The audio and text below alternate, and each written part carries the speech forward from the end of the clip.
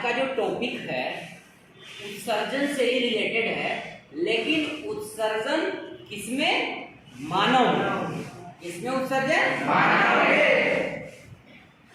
Excretion in human. Excretion in human.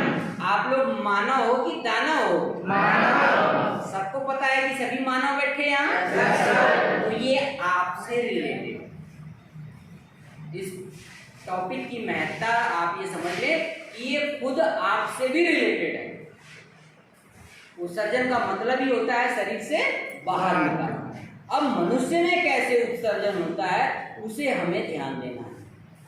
हमारे आपके अंदर जो कुछ भी हम ग्रहण करते हैं, आवश्यकता अनुरूप जो हमारे आवश्यकता का होता है, जो हमारे लिए उपयोगी होता है, वो तो शरीर के अंदर ग्रहण कर लिया जाता है। और जो अनावश्यक होता है, अनुपयोगी होता है, जो हानिकारक होता है, जो हमारे काम का नहीं होता, उसे शरीर से क्या करना होता है? करना होता है। यही उत्सर्जन होता है। समझ गए बात को? हम जो कुछ भी चाहे भोजन ग्रहण करें, चाहे जल ग्रहण करें, जूस ग्रहण करें, सब कुछ जो कुछ ग्रहण करते हैं हम, वो अपना क्या करते हैं? जो हमारे शरीर के अंदर अंग है, उपयोगी को ग्रहण कर लेते हैं, जो अनुपयोगी होता है, उत्सर्जी होता है, उसे शरीर से बाहर निकाल देते हैं। ठीक है ना? आज का टॉपिक आपके सामने यही है, मानव में उत्सर्जन। कर दो उनका जो भी है, मानव में उत्सर्जन। Excretion in human.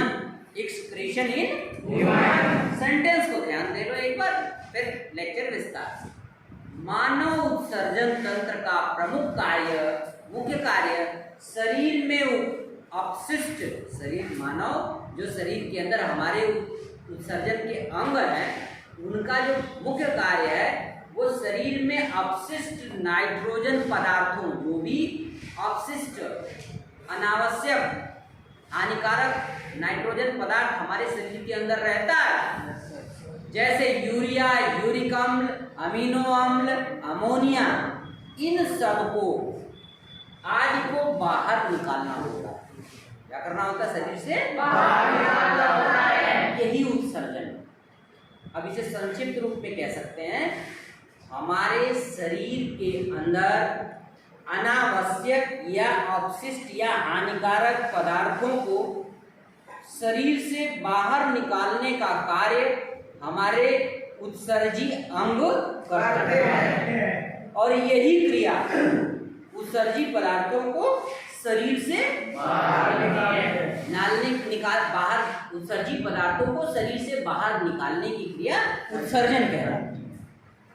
कार्य करते हैं उत्सर्जी अंग, और ये क्रिया कहलाती है उत्सर्जन। बात समझ में आई? एक बार पुनः 1 मिनट में देख लो।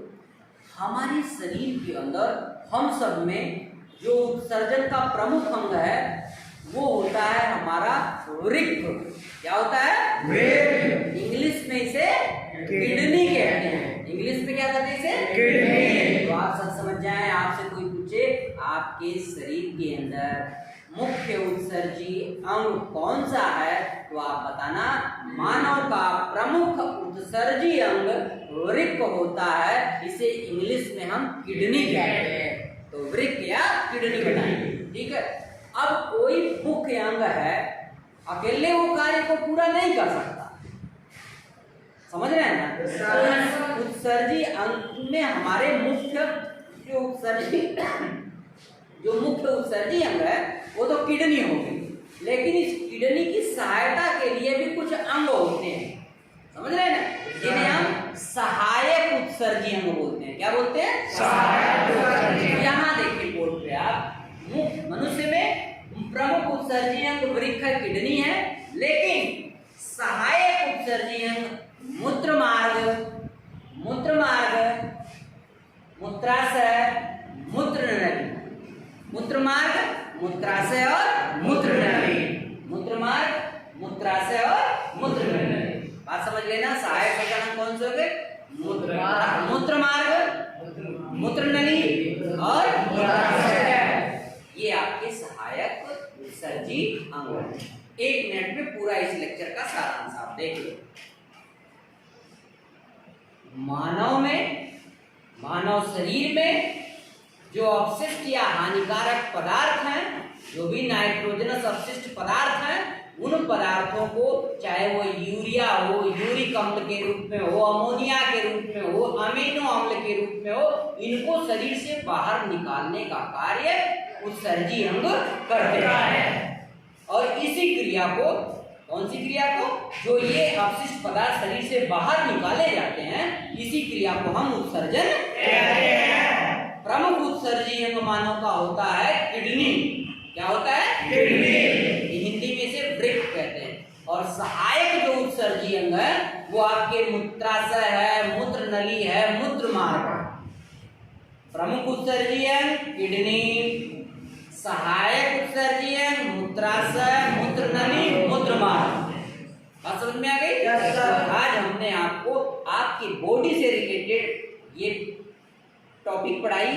अगर आपके शरीर से उत्सर्जन ना हो, सच तो क्या हो जाएगा भैया? कुछ निकले ही ना तो क्या हो जाएगा? अंदर का सारा सिस्टम गड़बड़ हो जाएगा, कुछ निकलेगा ही नहीं। पेट फूल करके है कि नहीं है? और ये सारी बीमारियां पैदा करेंगी अगर नहीं निकलेंगी, समझ रहे हैं सर? और दूसरे सिस्टम को डिस्टर्ब कर देंगी। तो इसलिए उत्सर्जन की क्रिया अति आवश्यक। और ये आपका उत्सर्जन था। बाकी नेक्स्ट लेक्चर में